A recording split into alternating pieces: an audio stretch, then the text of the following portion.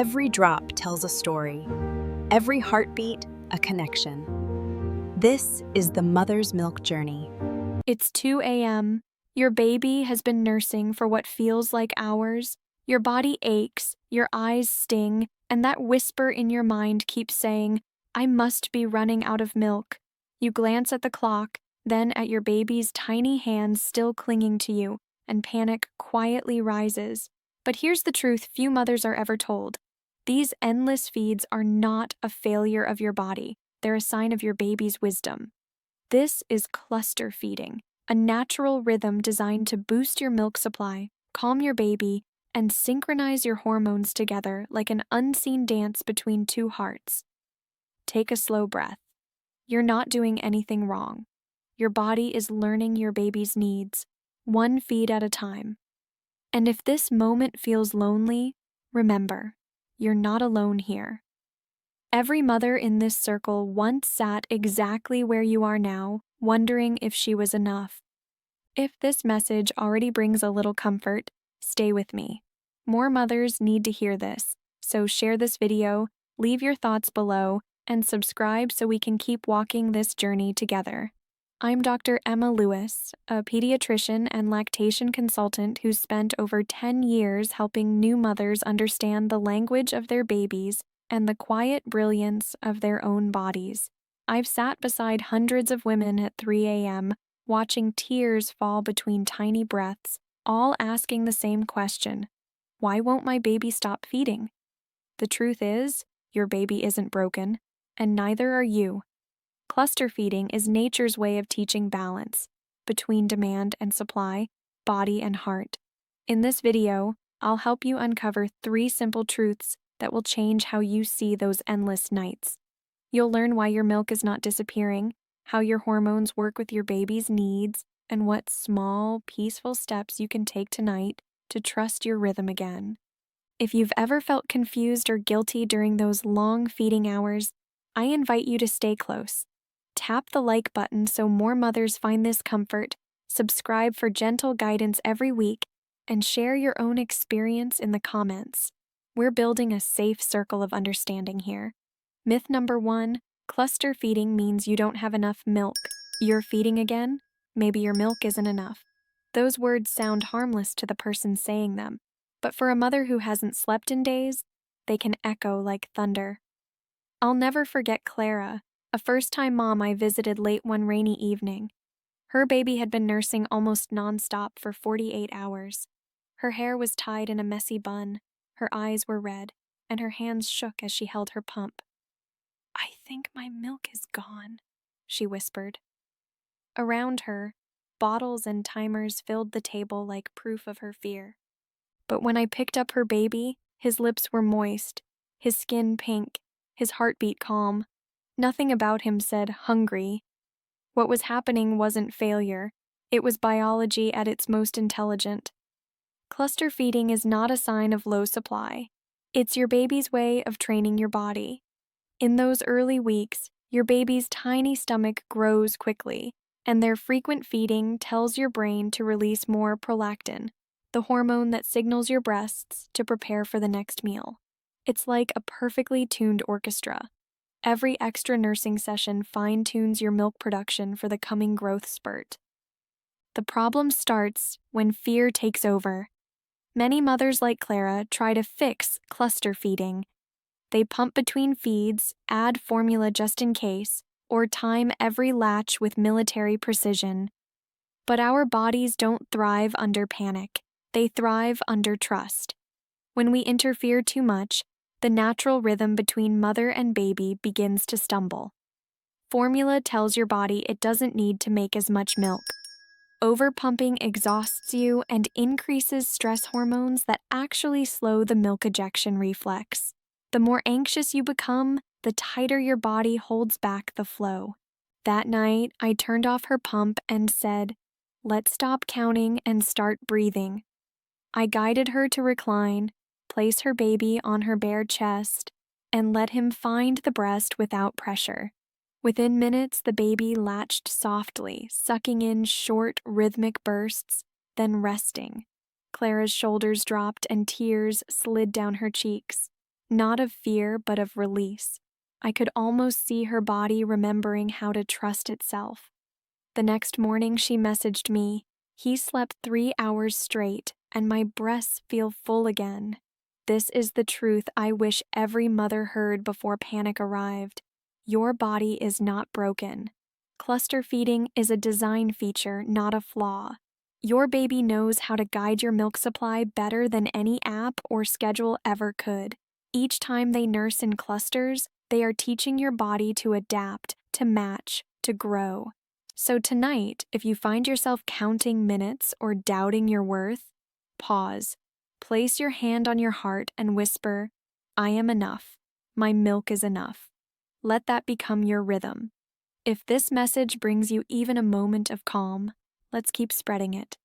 Share this video with a mother who might be sitting in the dark right now, unsure of herself.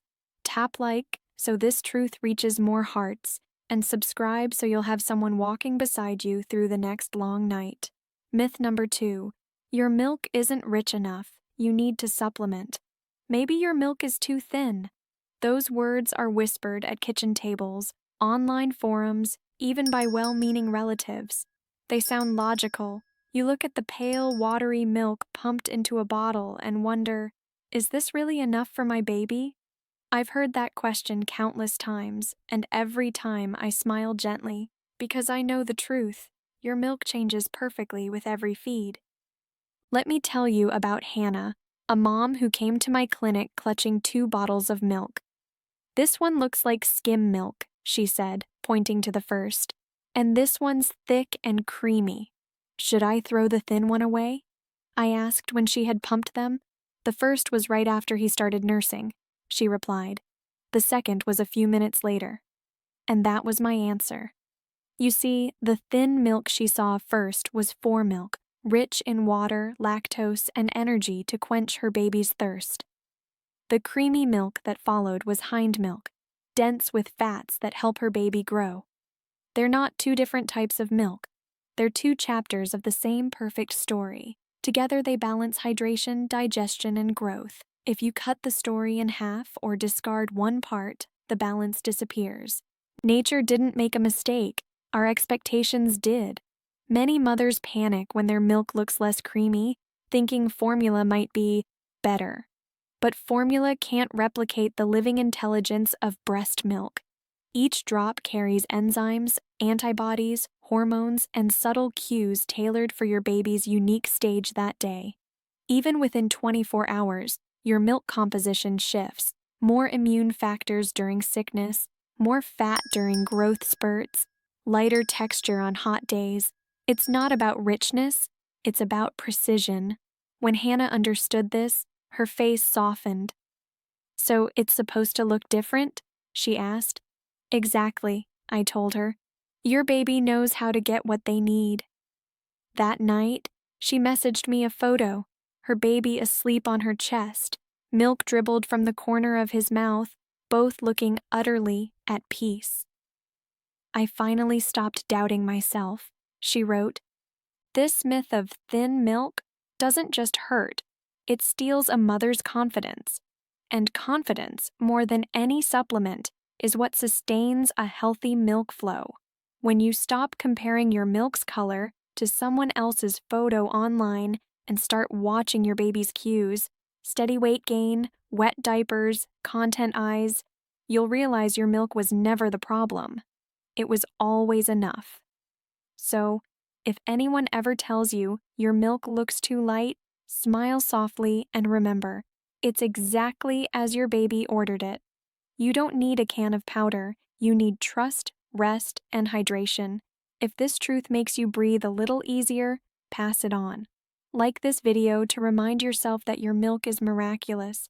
Share it with another mother who doubts hers, and subscribe so you won't forget how extraordinary your own body truly is.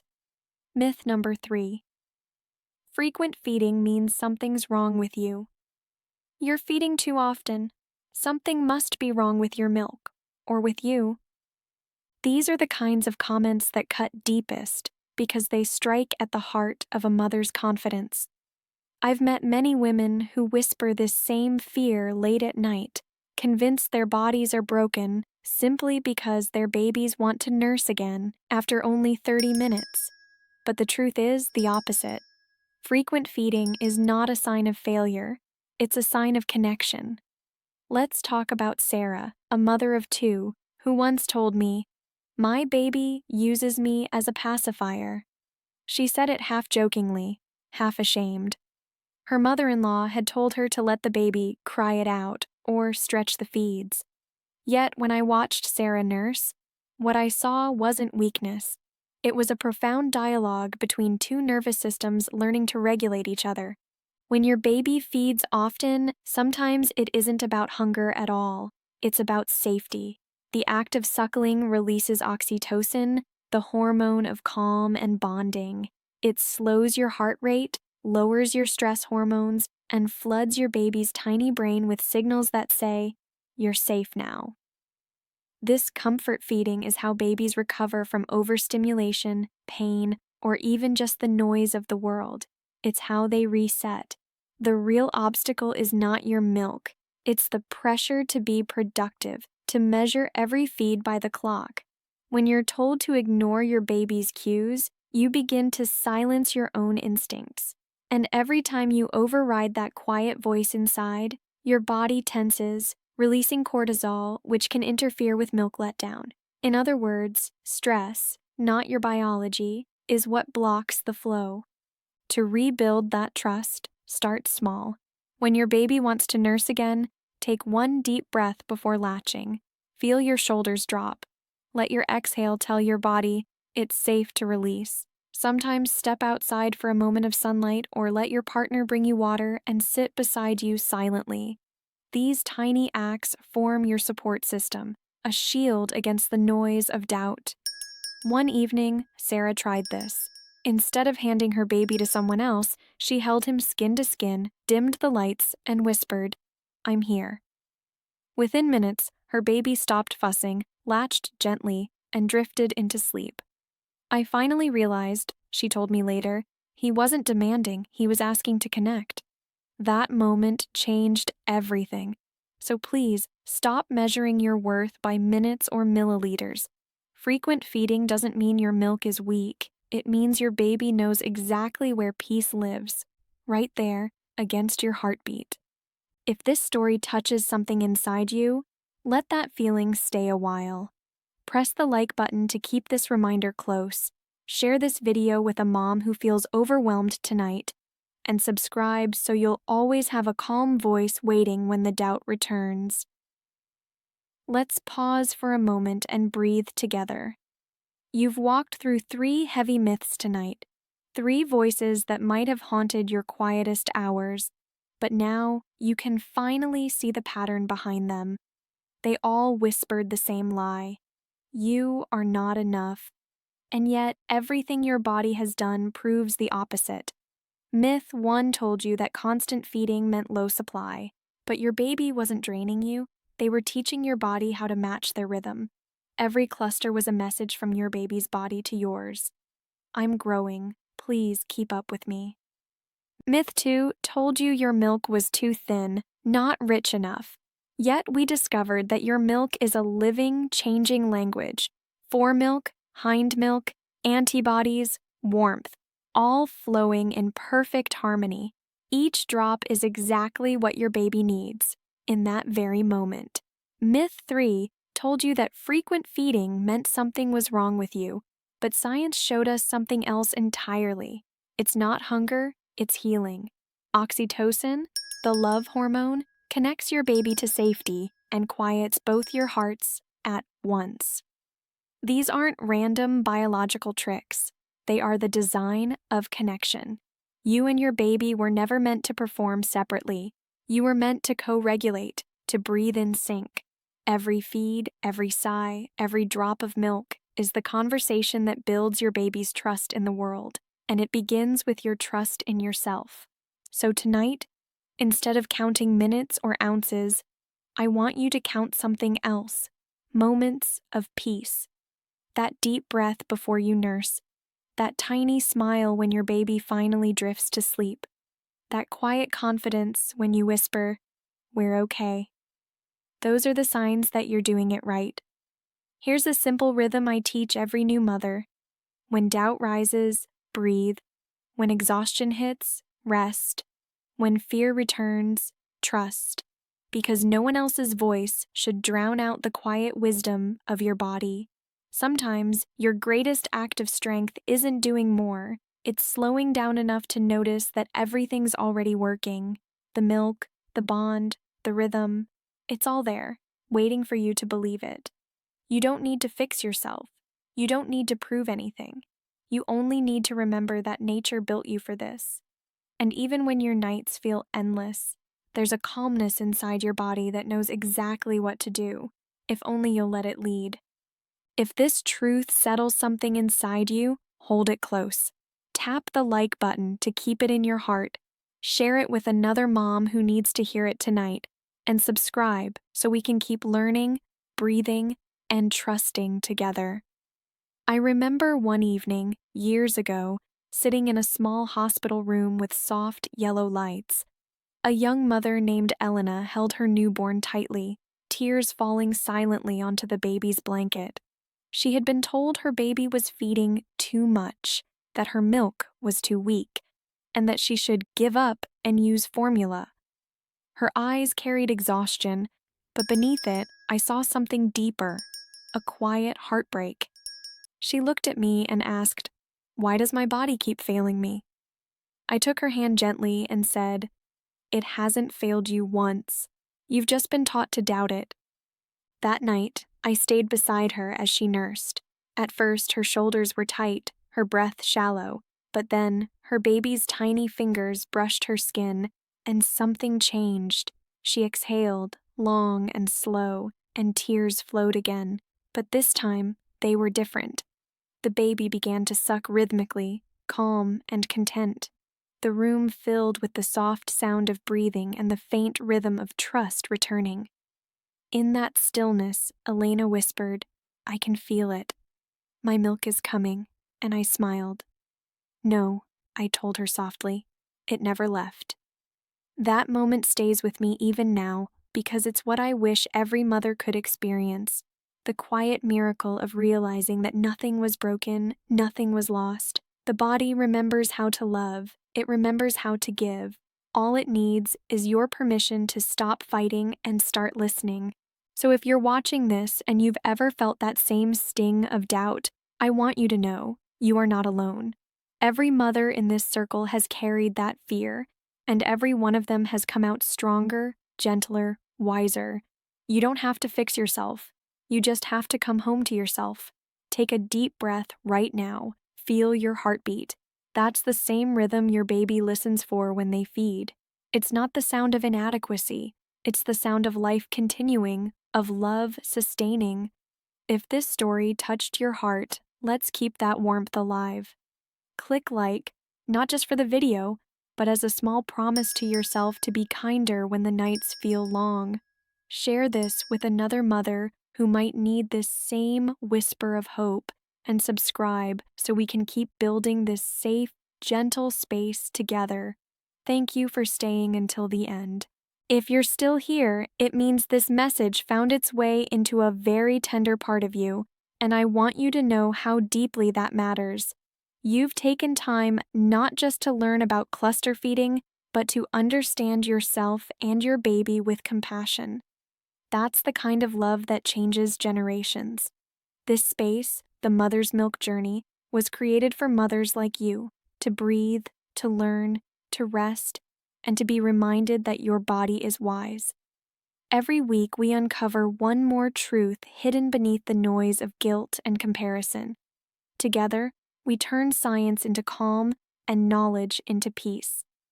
If this video gave you even a spark of comfort, please share it with another mother who might be searching for the same light tonight. Tap the like button so more women can find this safe space, and subscribe so you'll be here for next week's story, where we'll explore how your emotions can directly shape your milk flow in ways science is only beginning to understand. Leave me a comment about your first cluster feeding experience. I read every word, and your story might be the comfort someone else needs tomorrow.